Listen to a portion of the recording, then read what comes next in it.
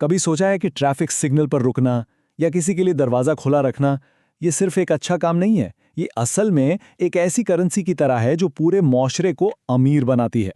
آج کی اس وضاحت میں ہم یہی کھوج لگائیں گے کہ ہماری یہ چھوٹی چھوٹی مثبت عادتیں کس طرح ایک بڑے اجتماعی فائدے کا سبب بنتی ہیں۔ آئیے اس کے پیچھے کی سائنس کو سمجھتے ہیں۔ یہ جو الفاظ ہے نا، یہ صرف خوبصورت خیالات نہیں ہیں، یہ ایک ایسی قوت کی بات ہو رہی ہے جسے ماہرین سوشل کیپٹل یا سماجی سرمایہ کہتے ہیں۔ یوں سمجھ لیں کہ یہ وہ اندیکھا گوند ہے جو کمیونٹیز کو آپس میں جوڑ کر رکھتا ہے۔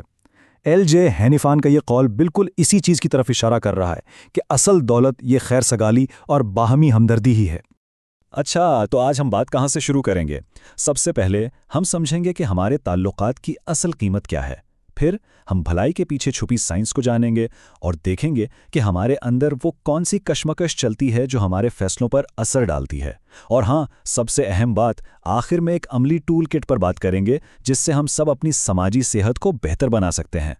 تو آئیے پہلے حصے میں اس کرنسی کو سمجھتے ہیں جو بینک میں نہیں بلکہ ہمارے آپسی تعلقات میں جمع ہوتی ہے۔ یہ ہے سماجی سرمایہ، وہ چھپی ہوئی دولت جو اعتماد اور تعاون سے بنتی ہے۔ تو سماجی سرمایہ آخر ہے کیا؟ سیدھے لفظوں میں یہ ہمارے رشتوں کا ایک جال ہے۔ اس میں بھروسہ، ایک دوسرے کا ساتھ دینا اور مشترکہ اصول شامل ہیں۔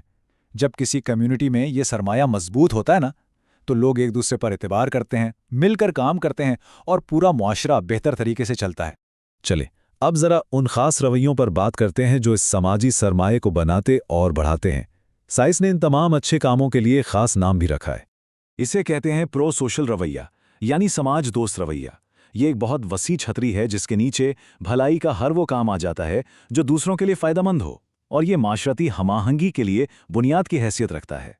اور دیکھیں، یہ صرف کوئی بڑے بڑے کام نہیں ہے۔ کسی کی چھوٹی سی مدد کرنے سے لے کر اپنی کوئی چیز کسی کے ساتھ شیئر کرنے اور یہاں تک کہ ٹریفک کے قوانین پر عمل کرنے تک، یہ سب پرو سوشل رویے کی ہی مثالیں ہیں۔ یہی وہ چھوٹے چھوٹے کام ہیں جو معاشرے کے تانے بانے کو مضبوط کرتے ہیں۔ تو پھر سوال یہ اٹھتا ہے کہ آخر ہم یہ سب کرتے کیوں ہیں؟ کیا یہ صرف دوسروں کی بھلائی کا جذبہ ہوتا ہے یا اس کے پیچھے کوئی اور وجہ بھی چھپی ہوتی ہے؟ اس پر دو بڑے خیالات ہیں۔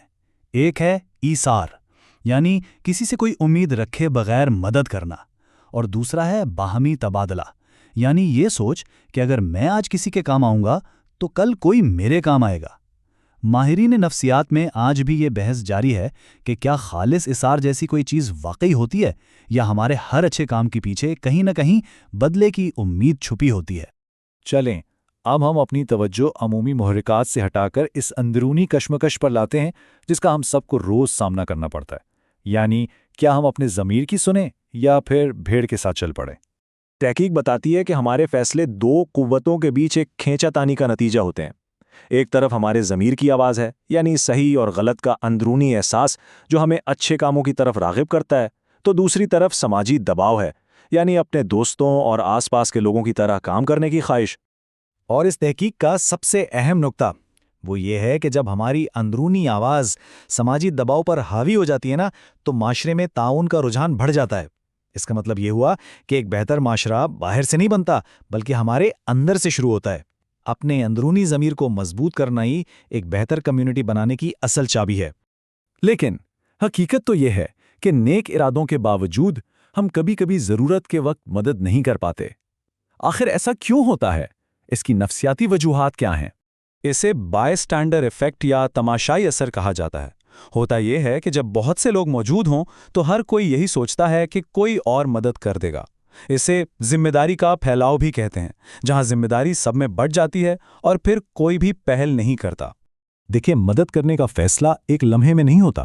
ہمارا دماغ اصل میں ان 5 مرحلوں سے گزرتا ہے۔ سب سے پہلے صورتحال کو نوٹس کرنا، پھر اسے ایمرجنسی سمجھنا، پھر ذمہ داری قبول کرنا، پھر یہ سمجھنا کہ مدد کیسے کی جائے، اور آخر کار عمل کرنے کا فیصلہ کرنا۔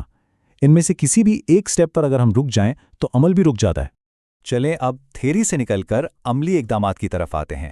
یہ ایک ایسی ٹول کٹ ہے جس میں سماجی صحت کو بہتر بنانے کے لیے کچھ آزمودہ حکمت عملیاں شامل ہیں، اور ان عادتوں کو اپنانے کا سب سے بڑا فائدہ براہ راست ہمیں خود ہوتا ہے۔ ایک مضبوط سماجی سپورٹ سسٹم ہماری ذہنی اور جسمانی دونوں طرح کی صحت کے لیے بہت ضروری ہے۔ तो शुरुआत कैसे करें? बहुत आसान, नए समाजी ताल्लुकात बनाकर। कोई नया शौक अपनाएं, किसी कम्युनिटी इवेंट में हिस्सा लें या बस अपने पुराने दोस्तों और रिश्तेदारों से राब्ता बहाल कर लें। ये छोटे छोटे कदम ही एक बड़े समाजी सरमाए की बुनियाद रखते हैं। जिस्मानी और सामाजी सेहत को एक साथ बेहतर बनाया जा सकता है। किसी दोस्त या पड़ोसी के साथ वर्जिश का मामूल बनाएं, किसी टीम में शामिल हों या सिर्फ वॉक के लिए किसी को साथ ले लें। जब कोई साथ होता है ना, तो हौसला बुलंद रहता है। घर का माहौल बहुत अहम है। वालिदैन बच्चों के लिए रोल मॉडल बन सकते हैं। मिलकर खाना पकाना, एक साथ वर्जिश करना और स्क्रीन टाइम को कम करना, ये सब ना सिर्फ सेहतमंद आदतें बनाता है बल्कि खानदानी रिश्तों को भी गहरा करता है। अच्छे ताल्लुकात की बुनियाद बेहतर बातचीत पर होती है। अपने जज्बात को ईमानदारी से बताना, दूसरों को तवज्जो से सुनना और एहतराम के साथ इख्तिलाफ करना बहुत ज़रूरी है। और हाँ, अपनी हुदूद का तयन करना भी इतना ही अहम है, क्योंकि सेहतमंद रिश्ते बाहमी एहतराम पर ही कायम होते हैं। तो इस सारी गुफ्तगू का खुलासा क्या है? बहुत सादा, कि मुसलसल किए जाने वाले छोटे छोटे अच्छे काम मिलकर बहुत बड़ी तब्दीली ला सकते हैं।